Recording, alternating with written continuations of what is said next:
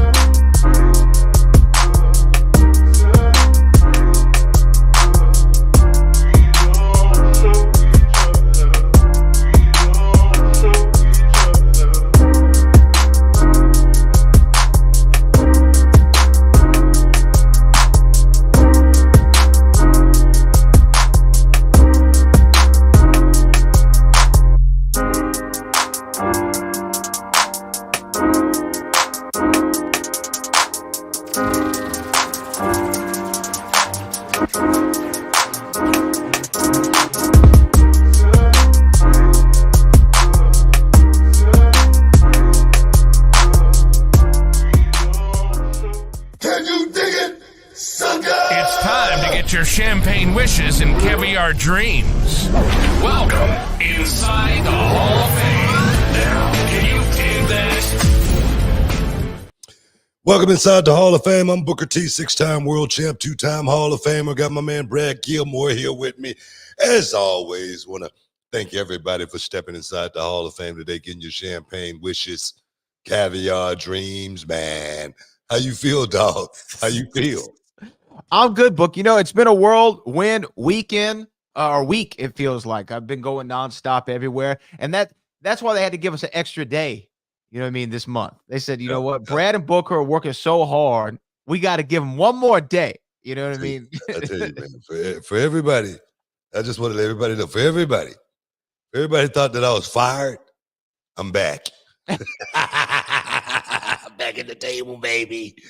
I'm back at the desk doing my thing. Hanging out with my man Vic Joseph. And it feels good, man. It feels good to be back at NXT. Hanging out and watching the young guys, young girls do their thing.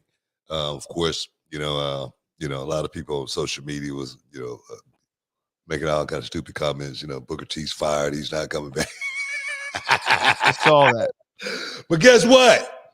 I'm back, baby. I'm back, and it feels good. Yeah. The what did they say on social? There was some award thing, and they said you're the worst announcer? Worst commentator. The thing is, when somebody vote you the worst at something, that means you're doing something good. Right. That's normally what that means. Do you remember? Well, first off, how's it feel to be called the worst? The worst. I can't even say it. Worst commentator. But Excalibur was the best though. He was number one, man. That's a fast talking luchador.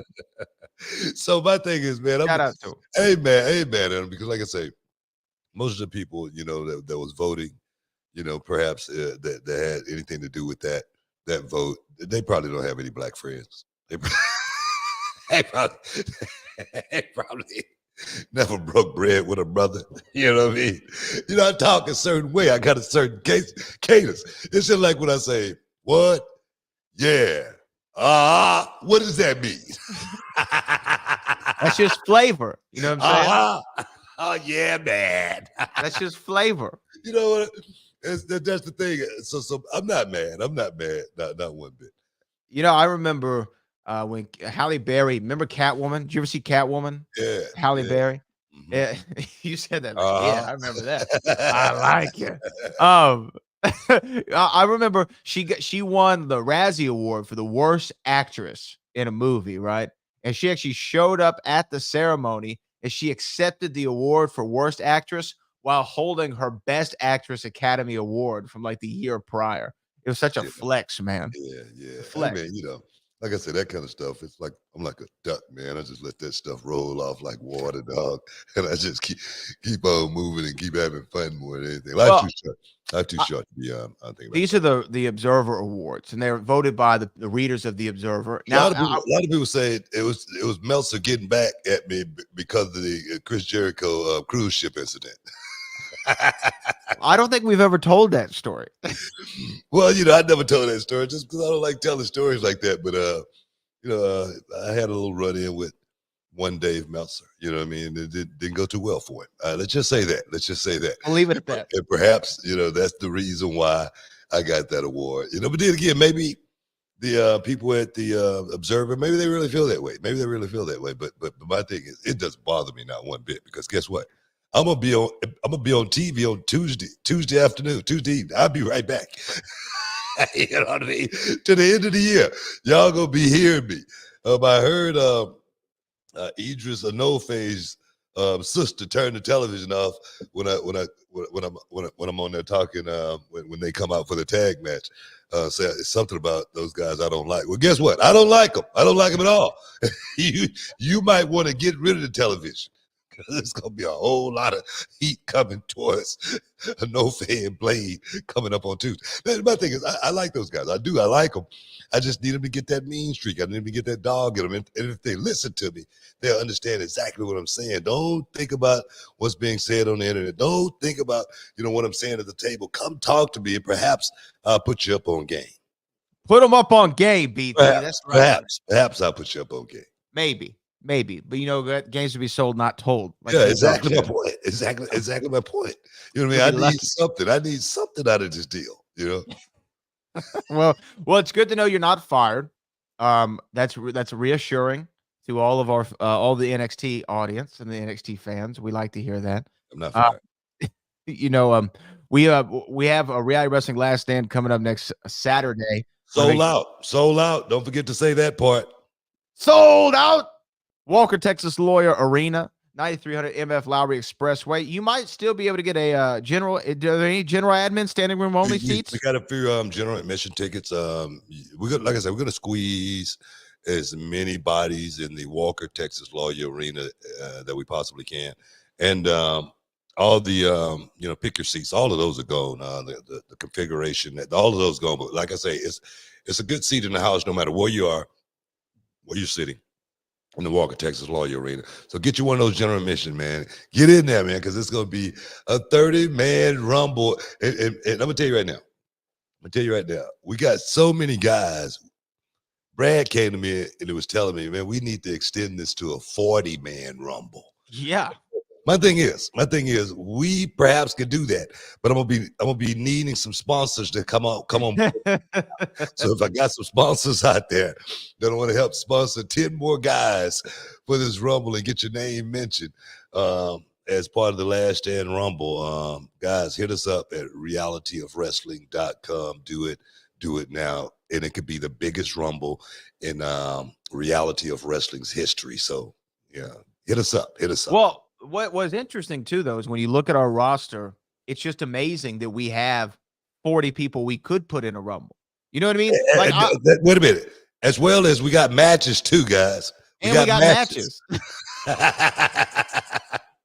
I remember the first year we did the Rumble, it was like, man, I think we have enough for 20. Like we have a solid 20 guys. And for the first 3 of them, it was 20. And then last year, we're like, oh, we could do 30. And then this year, I know we were looking at the board and we were like, man, we're going to have to make some cuts. It's hard to even get it down to 30. And of course, special guests like Javier Badal, Big Body Javi's going to be in the building. Maven's going to be in the building. Boogeyman. Yes. As well as guys, you might want to get a ticket because it's going to be a huge announcement at the end of the Last Stand Rumble. Before we go off the air, guys, we got something for you. We know you guys don't want to miss out. We know you don't want to get shut out. So you might want to get one of those general admission tickets to that Last Stand Rumble because, guys, the news is going to be hot. It's going to be hot. It's going to be cooking. Oh, yeah, man. Oh, yeah, man. It's going to be good. I like it. I like it. It's going to be going down again. That's next Saturday, realitywrestling.com for those standing room only tickets. More info about the road games. The sign-up sheet is up, and we already got people signing up. You got to make sure you go over to realitywrestling.com and sign up for the road games. It's going down into April. Already we have people as far as Denver, Colorado. Woo! Yeah, so we got a couple of Florida boys signed up. So we're going to be getting competitors from all over the country to be a part of the road games. I'm excited. April 20th, it kicks off. So make sure you guys go to realitywrestling.com and sign up. Do it now, because it's going to be a chance to win $5,000 and prizes. So sign up now, guys. Yeah, man, it's right around the corner. But Book, we do have a lot to break down, because we do have a special guest coming on the podcast on Monday, next Monday, that we want to talk about. O'Shea Jackson Jr. Want to give a big shout out to him. We also have to talk about a loss in the world of wrestling, which is unfortunate, and of course, Sting's last match is coming up. And any super chats y'all want to get in, go ahead and get them in. It's going to be a shorter show today, just an hour we got for you. But Book, we have a little time before the break. Anything that you wanted to say? We lost Virgil Vincent, who also wrestled in WCW. Mike Jones, I believe was his actual name, Michael Jones. I know that y'all, rode around, I'm sure, a little bit together, got to know one another over the years. Anything you want to say? Yeah, man. Virgil was a good dude, man. Virgil was so he was so different, though, man. He's so different. He got in this business back in the 80s, mid 80s. Started with Ted DiBiase doing the bodyguard thing.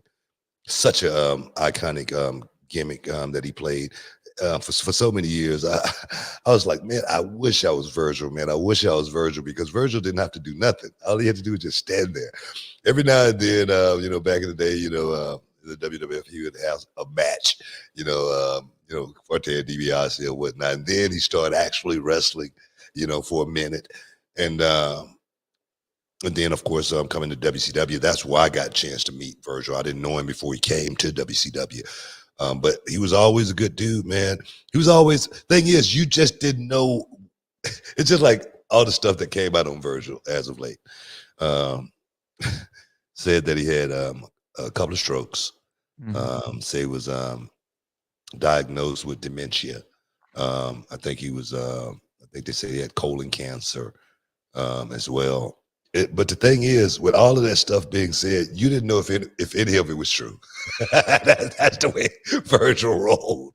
You just didn't moved know. in silence. No, you just did not know if any of it was true, because I would always still see Virgil every time I went to a Comic-Con, a convention or something. I would always see him. Would always have words, have some small talk and whatnot. Boom, and we'd be on our way. But it was definitely shocking for me to wake up and see that Virgil had died at age 61 years old, just 2 years older than I am right now. It was definitely something shocking. And I'm definitely not over it or anything like that. I'm just now beginning to grasp it. But we got to take a break. Stick around, guys. You're in the Hall of Fame. We'll be right back. Stick around. We'll be right back. What's up, y'all? It's your man, Booker T, 6-time world champion, 2-time Hall of Famer. And I'm here with my main man, Brad Gilmore, on the Hall of Fame podcast. And today we're talking about something that's been a game changer for us, and that's HelloFresh. That's right, Booker. Whether you're looking to save money, eat better, or stress less in the new year, HelloFresh has got you covered. We're talking about farm-fresh ingredients, chef-crafted recipes, and the best part, it's all delivered right to your doorstep. Brad, I used to stress about meal planning, especially with my busy schedule. But with HelloFresh, man, I'm whipping up quick, tasty meals in no time. And my favorite has got to be their 15-minute recipes. Man, who knew I could cook a gourmet meal that fast? Absolutely, Book. But let's talk about variety. HelloFresh has over 45 dinner options each week. So that's right. There's going to be no more recipe boredom. Plus, they've got calorie smart and protein smart options, perfect for keeping those New Year's resolutions in check. And Brad, As a family man, I'm sitting down for dinner with my crew, and it's important. HelloFresh, quick and easy meals have made that reality. Even on the busiest nights, it's just convenient. It's bringing the family together. And don't forget, breakfast fans, HelloFresh is hooking you up, the listeners of the Hall of Fame podcast, with free breakfast for life. That's right, a free breakfast item with every delivery. Now, that's a sweet deal to wake up to. Y'all heard it here first. Go to HelloFresh.com/BookerFree and use the code, man, BookerFree, to get your free breakfast for life. Remember, one breakfast item per box while your subscription is active. Oh, yeah, man. That's HelloFresh.com/BookerFree with the code BookerFree. Don't miss out on America's #1 meal kit. Join us in making cooking fun, easy, and absolutely delicioso. It's HelloFresh. You got it. Oh, yeah. Can you dig it, sucker? It's time to get your champagne wishes and caviar dreams. Welcome inside the Hall of Fame. Now, can you dig that?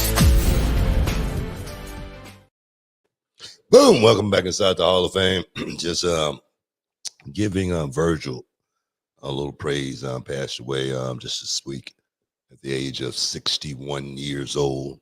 And like I say, I'm still trying to process it just because Virgil's just a couple of years older than me. I turned 59 actually March 1st, just on Saturday. So for me, this is something just real close to home. You know, it's just real close to home. They say it happens in threes. So, you know, as soon as I heard about it, I start thinking about myself. You know what I mean? I start thinking about, man, you know, I start thinking about myself. Then I start thinking about my kids, you know, stuff like that. Because for me, I've lived a great life. I've done everything that I want to do in this life. I think I've lived 2, maybe 3 lives. But I still think about my kids the most. And, you know, how would they, you know, make it, you know, without me, and, you know, that support, you know, system for my wife, you know, I think about all that kind of stuff when I hear about something like this. So I just want to say condolences to his family, man, and rest in peace. And hopefully you have a safe ride all the way to heaven.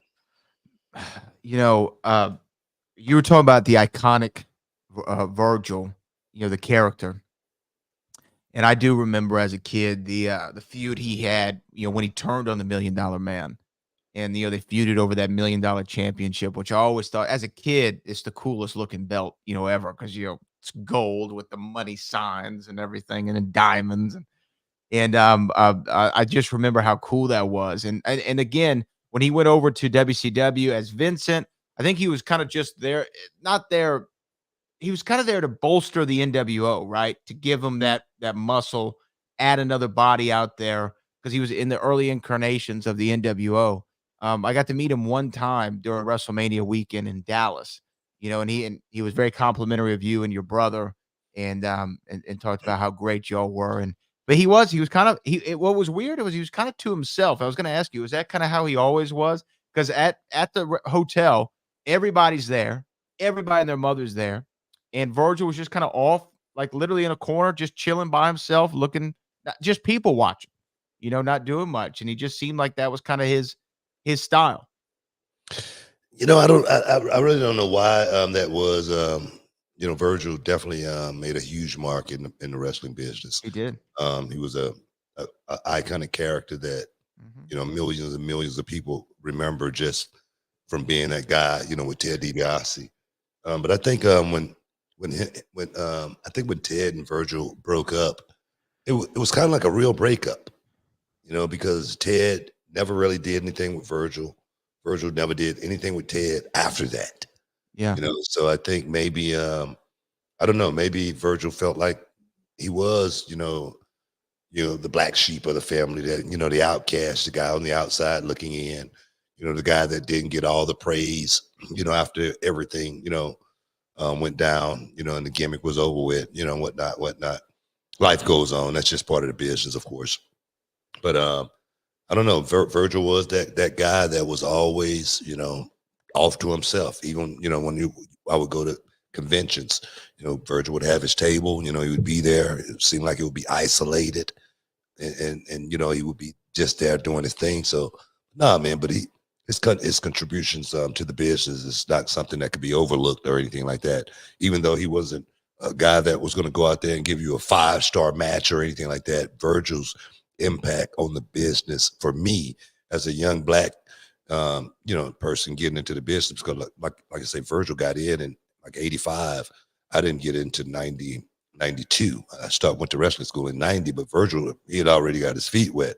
So I was a young person looking at wrestling, and I saw Virgil, and I say, man, maybe there is a chance for me to, make it on, big time television. So I give Virgil big props, man. He's always was a guy that I looked at and, said, man, he always looked good.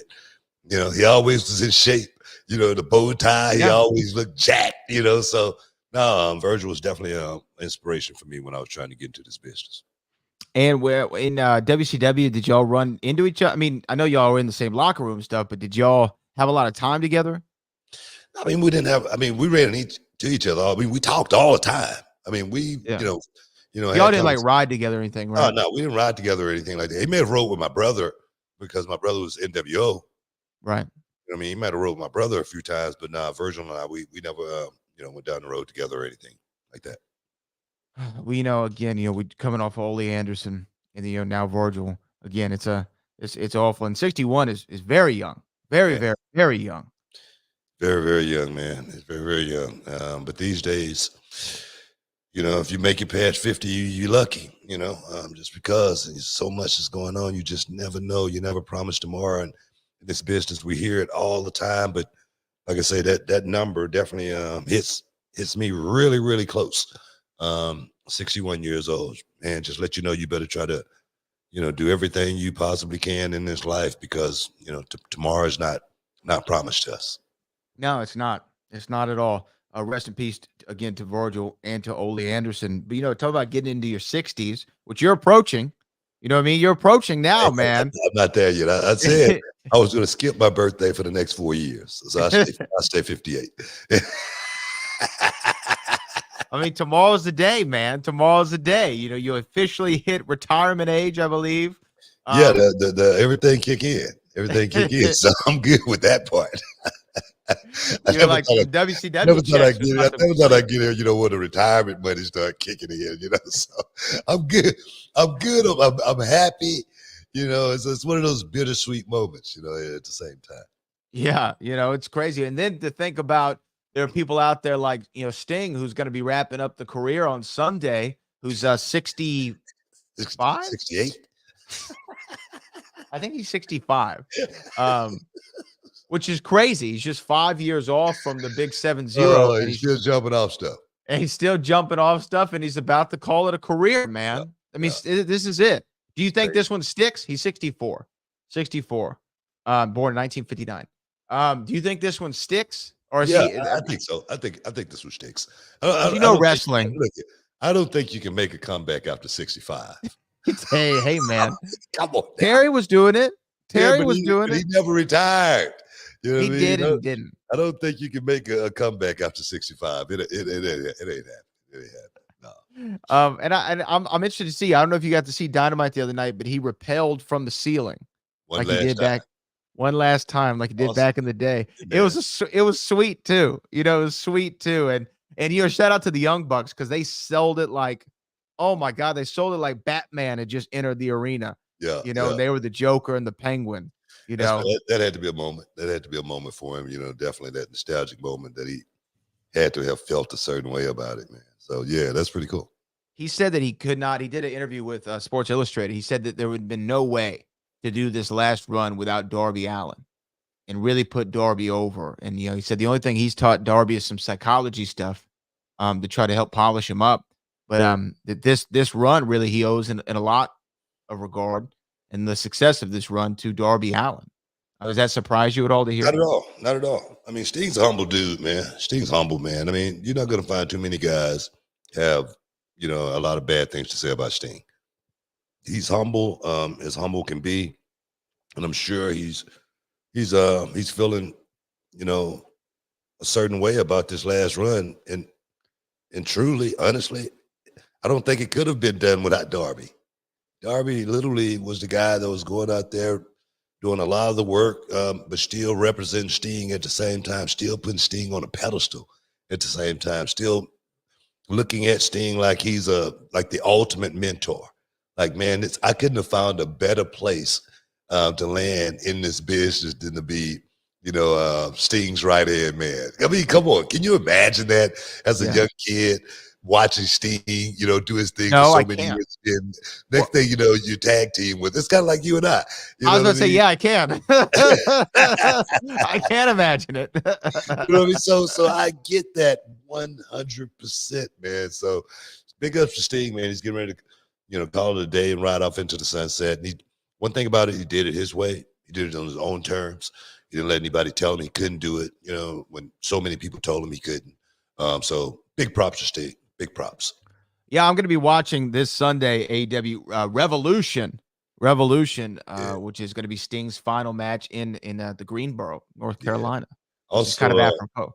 Also, Frankie Beverly, man, he's calling it a day, man. After like over 50 years on the road, he's 75 years old and he's retired. They're doing the last tour. And he's gonna call it quits, and that's gonna be such a sad day for me to see Frankie Beverly. Maze is still gonna be going. I think the lead singer of Santana is gonna be taking Frankie Beverly's place, and it's gonna be Maze. It's gonna be called Maze honoring Frankie Beverly going forward. But he's retiring at 75 years old. Been doing it over 50 years. Congratulations, Frankie Beverly. Stick around, guys. You're in the Hall of Fame. We'll be back in a minute. Can you dig it, sucker? And this episode is sponsored by Blue Chew. Guys, let's talk about it. Let's talk about sex. Hey, you remember when you was always ready to go? I'm talking about strapping the rocket on it, man. Going straight to the moon. I'm talking about getting it done. If you want that extra confidence, I got something for you. Listen up.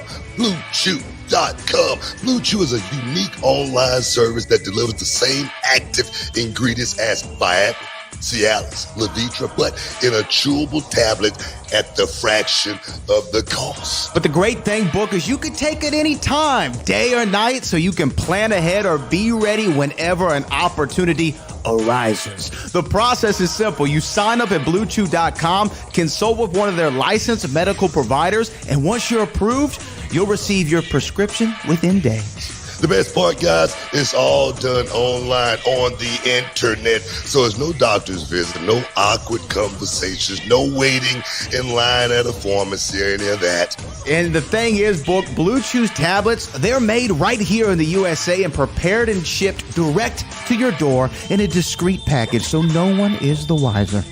Let's just get it out there, guys. Blue Chew wants to help you have better sex. Discover your options at BlueChew.com. It's like this. Chew it and do it. And we've got a special deal for our listeners. Try Blue Chew absolutely free when you use promo code BOOKER at your checkout. Just pay $5 for shipping, man. That's BlueChew.com. Use promo code BOOKER to receive your first month absolutely free. Visit BlueChew.com for more details and important safety information. And, we want to thank Blue Chew for sponsoring the Hall of Fame podcast. Chew it and do it. Welcome back inside the Hall of Fame. Yeah, man. What we got, man? We got any super chats, man? Yes. We do have super chats, but I wanted to ask you one thing on the AEW tip, because they did the press conference call Tony Khan did before the show coming up on Sunday.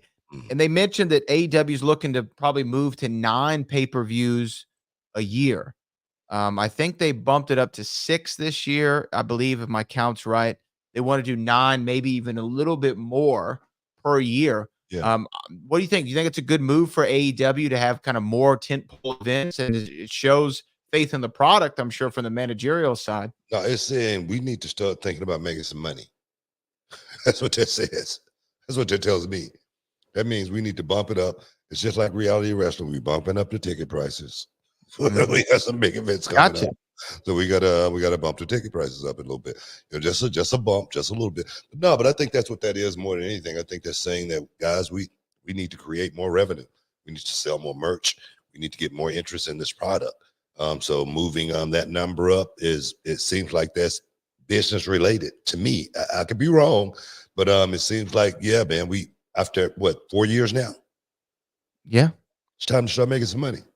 5, maybe 5 years. I think they're 5 actually at 5 years. Yeah. It's time to start making some money. Yeah. It's crazy. It's crazy. They've been around that long that I'm thinking about it. And I agree with you. I think it's like, hey, look, man, let's make some dough. Yeah. But to me, here's the thing: is the pay-per-view model what it once was? Because WWE, when they cannibalized it for their own benefit, right, by making it a network and then selling those network rights to Peacock and getting guaranteed revenue in, do you think people still will pay $60 every other month or 9 times a year to watch a wrestling show? Man, it's hard to say. It's hard to say. The blueprint and the package that WWE has proven to be very, very lucrative. All right, it's a success. Going away from the pay-per-views and getting that $60 every once a month or whatever, or once every 9 times a year. Even when WWE went to the network and was charging $10 a month for $10 a month, which was a great deal. It still proves that this model now, as far as being under that Peacock brand and being able to sell it from that perspective, it's a much more lucrative deal. But I do think for AEW, I think that's the route they have to go right now, because they don't have that ability to be able to sell their product from that perspective. So they're going to have to do pay-per-views, and I think they can sell that. They've been, I don't know what their buy rate's been as far as their pay-per-views go, but I would imagine, I could be wrong, but I would imagine that they haven't been losing money on the pay-per-views. I don't think they've probably been losing money. I mean, I don't know how you split the figures. Yeah, that's what I'm saying. That's why I say I could be wrong, but I don't think they're losing money on the pay-per-view. And then the thing is also, it wouldn't be smart to want to bump the pay-per-views up if they were losing money on them. Right. Yeah, that's true. That's definitely true. So there's something in there, and like you said, trying to turn a profit with the company, because I mean, in the first 5 years of a company like AEW's in, they're not turning, I would at least imagine they're not turning a major profit, if any profit, at this point. Not at all. Zero profit. Just because there's so many contracts, being able to, having to, produce that show live. Man, that right there, that's where a lot of the money goes out. The tape shows, you save so much more money on taping shows, but of course they want to try to do it. They want to do it big. So they're going this route. So in the beginning, they're losing tons of money, I would imagine. I'm not in in there working with the books or anything like that, but I could imagine having a small company like Reality Wrestling and how much money I lost over my first few years trying to start up a wrestling company. I spent millions. I really did. I spent millions, trying to create something. And thank God, I did, because Charmel would have divorced me and took the other half. Hey, you know what? By the way, speaking of the Queen, got to give a big shout out to the Queen. The CW here in town did a big profile on her for Black History Month, and featured a lot about reality of wrestling. I'm sure you got a chance to see it, Book. That's right. It was awesome. Representing. Well, here's the thing, and this is how I honestly feel. If you just look at Charmel's career, even if you say it stopped at the Nitro Girls, let's just say it stopped there, right? She's got an incredible career in entertainment, an insane. No one you would ever meet would have something even close to it, career in entertainment. And then she has this whole renaissance in the pro wrestling industry that led her to the Hall of Fame. And the package that y'all put together was incredible. But yeah, if you really they could have stopped the package at boom, Spellman, top of her class, James Brown, Miss Black America, Nitro Girls. Yeah, That's yeah. enough. Yeah, yeah. You can't sleep on Charmel, man. A lot of people, they don't know about the credentials and all that stuff and the work that's been put in and how smart she is more than anything. I mean, you should realize how smart she is just from a Hall of Fame speech alone. Oh yeah. Just from that alone, you should realize how intelligent Charmel is. And I'm an overachiever, big time, big time. Most You most didn't want to wrestlers. mention it. Most wrestlers are though, you know what I mean? So I tell you, man, she definitely she's one of a kind. She's definitely one of a kind. I want to thank CW for actually doing that piece on her. Yeah, it was awesome. You know, it's a part of their Black History special too that you can see on CW39.com if you want to watch the whole Just thing. work on that better slot for reality wrestling. We'll be real good. Yeah, That's bump it up, another story. brother. That's Bump another it up, story, brother. You know, I will say this, and I told the Queen this too. After watching that piece, man, you are out kicking your coverage because Charmel's aging in reverse. You got to keep it right and keep it tight, BT, as you come up to the 6-0. You know what I mean? You got to Bro. keep it right. I'm back in the gym. You know what I mean? The doctor cleared me. You know what I mean? So I'm back in the gym. I'm hitting it hard. I took off about a month and a half, and I tell you that was the longest month and a half for me being out of the gym, not being able to train. But I'm excited, man. I'm excited to get back on the road. Well, I'm just saying. Perhaps I'm just saying. match. I might have another match. You might. Yeah. You know, you called us a tag team earlier. Maybe me and you versus Sting and Darby. We could retire him again. Forget about it. You know, that ain't happening. I'm not gonna figure be pulling your load too.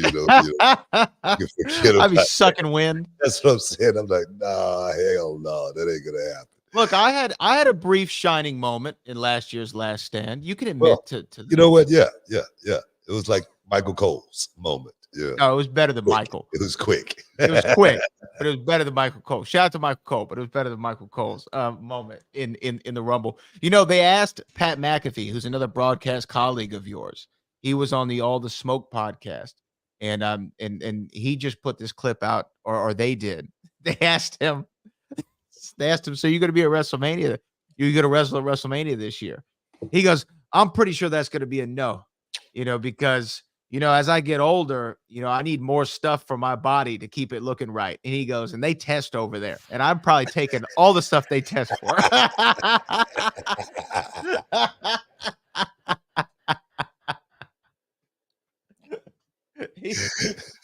He's not playing, man.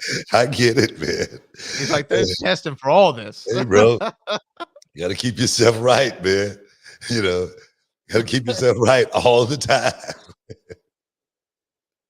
So shout out to Pat McAfee. We do have some super chats rolling in here, so we might as well get to them. This one comes from Callie, the one and only Callie Toenail. As I get my soundboard here, give us some Roni, brother. Oh yeah.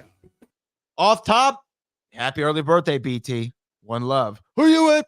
I see we kicking off next week with O'Shea Jackson Jr. I know he's a big fan. Can't wait to hear his takes. Yes, O'Shea scheduled for Monday live here in the Hall of Fame. Yeah, man. Appreciate the birthday wishes, man. Most definitely appreciate that.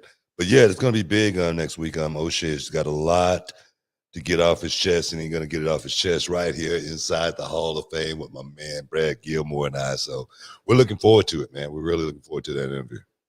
Yeah, we talked about him on what was it last Monday? Yeah, on the live stream, and he's a opinionated cat. I've been looking at all of his tweets over the last week, and he stands by his convictions, and I appreciate it. Hey man, you got 99%, 100%. 100% every time. Every time you stand by it, you stand on it every time when you're 100%. So as well as I just want to get his insight on more than just wrestling, but just life in general, being the son of one of the great all-time legends, that right there, having to walk in those shoes, what that's like, because I got a son, that's gonna have to, walk in my shoes one day, what I mean? So I just want to know what that kind of like feels like from his perspective, behind the eyes of someone who's actually walking through it, up close and personal. Yeah. Both of y'all juniors, Yeah. Both of you juniors. So you got some stuff to go. And Ice Cube is definitely on the top 5. Oh, definitely. Top 10, definitely. top 5. OG list. Top 5 OG list. Oh, yeah. I mean, oh, God, that first album, after NWA, America's Most Wanted. Ridiculous, man. Ridiculous. But I think we got to take a break, Book, and then we got to wrap this son of a gun up. Stick around, guys. You're in the Hall of Fame. We'll be back in a memento. Can you dig it, sucker? And this episode is sponsored by Blue Chew. Guys, let's talk about it. Let's talk about sex. Hey, you remember when you was always ready to go? I'm talking about strapping the rocket on it, man. Going straight to the moon. I'm talking about getting it done. If you want that extra confidence, I got something for you. Listen up.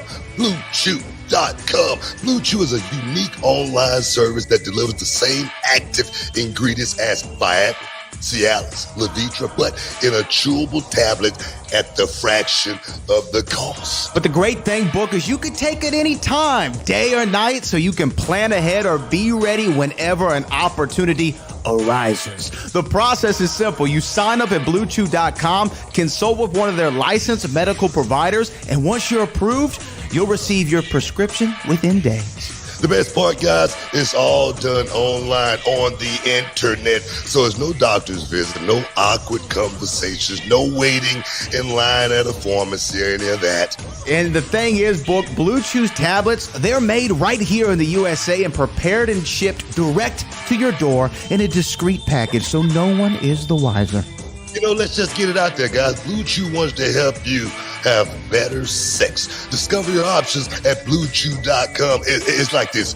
Chew it and do it. And we've got a special deal for our listeners. Try Blue Chew absolutely free when you use promo code BOOKER at your checkout. Just pay $5 for shipping, man. That's BlueChew.com. Use promo code BOOKER to receive your first month absolutely free. Visit BlueChew.com for more details and important safety information. And, you know, we want to thank Blue Chew for sponsoring the Hall of Fame podcast. Chew it and do it. Boom. Chew it and do it, man. Welcome back inside the Hall of Fame. Let's keep it rolling with the super chatters. All right. The next one comes from DJ 1491. Did you see that R-Truth HBK clip? Hilarious. Did you see this, Book? I didn't play it. Oh, yeah. I'll pull it up. Just give me a second, because Truth's been literally, man, just on fire. This is maybe the most, I don't know, the most talked about he's been maybe since his entire WWE run. And he's had a great run. But I'm saying right now, he's I'm loving what R-Truth is doing. The thing is, we're just talking about R-Truth just not too long ago, and people just don't understand the business, you know, really look at R-Truth a certain way. And I made a comment. I said, it's not about having a championship for everyone in this business. And I wasn't speaking on R-Truth per se, specifically not wanting to be a champion. Okay, that's not what I mean, because R-Truth did an interview after that and said, yeah, he still has aspirations to win the heavyweight championship, or, you know, the big one day. And that should be every goal and aspirations of every person that get into this business. Like I say, but everybody don't rise to that level. But what R-Truth is doing right now is going to be remembered throughout the history and the annals of time as far as entertainment goes. And that's what this thing is all about. Keep it rolling. I got the clip here. So let me share the clip so everybody can see it. This is pretty good. He's had some good ones lately. This is a pretty good one from R-Truth here. This is him talking up a young up and coming star. Johnny Wrestling. Hey dog, DIY is blowing up right now. Y'all hot, dog. I'm telling you, bro. Just for me, I see a lot of Shawn Michaels in you. Yes, I do. If you keep doing what you're doing, you could be the next Heartbreak Kid.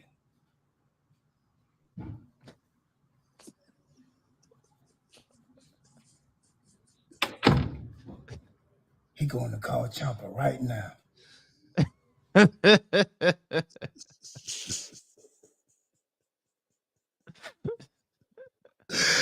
Oh my God. Sean was like, what the hell is he talking about? I see a lot of Shawn Michaels in you, brother. I love it, man. I love it, man. No, like I say, he's going to be remembered for his entertainment and what he brought to the table and how he made you guys feel when you watched him. Big props to R-Truth, understanding what the business is. Yeah, I hope a championship is in his hands sooner than later, no matter which one it is, because this run deserves to be acknowledged. Hey, And you know what? Also, I heard that the stuff with him and Judgment Day was supposed to be like a 1 week thing, like one of his 1 week skits. And yeah. I think that they felt something. I think Damian Priest, from what I read, went to the office. It was like, we got to keep this going, man. This is great stuff. I'm gonna tell you, man. You take the. I've talked about it all the time, and I talk to my students about it all the time. You take the smallest little bitty thing, and you try to make it the best you possibly can, and it might turn into something. You never know. I really don't think people thought Goldust and I was going to turn out to be, Booker T and Goldust the way it happened. I don't think people thought that at all. Goldie and I was like, man, let's take it and run with it, and make this the best thing people have ever seen from this perspective. So I get it, man. I totally get it. Our next super chat here.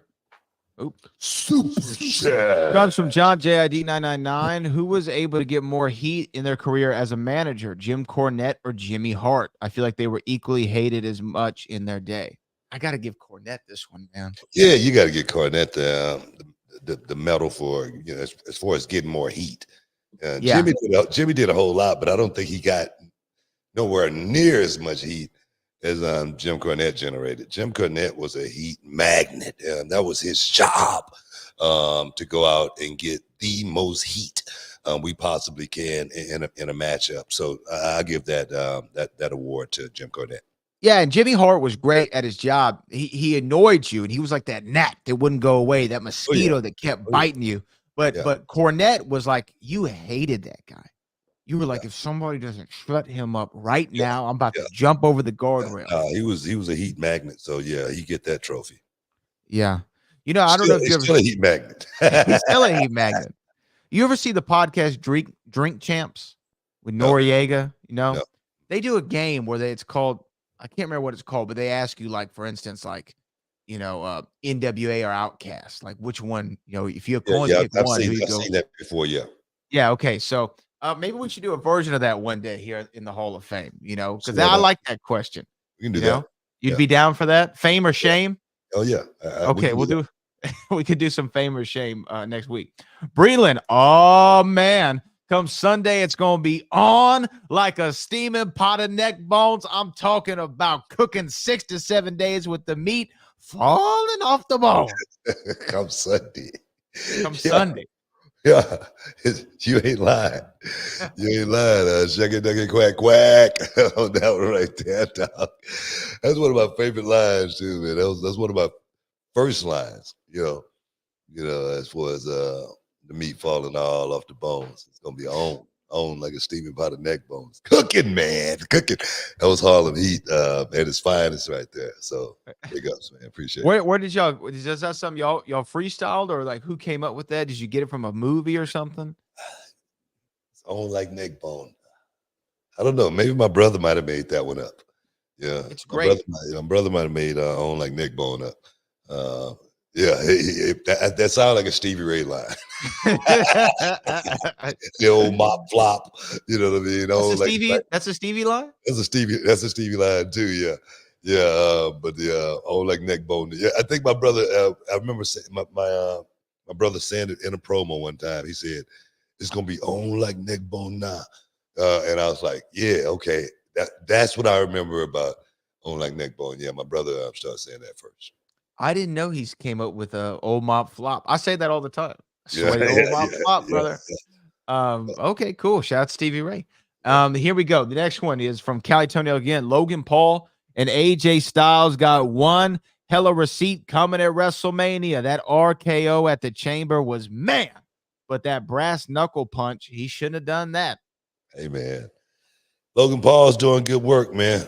Give Logan Paul props for a guy that have stepped into this realm of professional wrestling and have picked it up so fluidly. Is that a word? Fluently? Fluent, yeah. Yeah. What did you fluently? Yeah, it's all right. I'm just making sure. I told you people have been messing with me about my grammar. I have to make sure I'm up on game. People say, man, this guy commentate on Tuesday nights. I mean, he can't be talking like that. So I'm trying to make sure my people out there that's listening, I don't want to offend anybody. Okay, Brad? Okay, is that okay with you? It's fine with me. You don't gotta get hot about it. Look here, my constituents. All right, Mitt. Quick, Mitt Romney. You know, it's so funny. No one knows what we're talking about when you say that. But like the other day, I was doing something. And I wanted to get it over with. I was with a friend of mine, and I said, "Man, we gotta do this quick, Mitt Romney jobs." And he was like, "What the hell are you talking about?" Now, I was saying, just to let people in on a joke, when Mitt Romney was running for president, I thought his slogan should be "Quick, Mitt Romney." and if he did everything quick, you know what I mean? You know, Mitt Romney jobs, economy, inflation, quick, Mitt Romney for president. I approve this message. He would have won. He would have won big time. Trust me. He would have won. He'd have won that damn race if he had me as his campaign manager.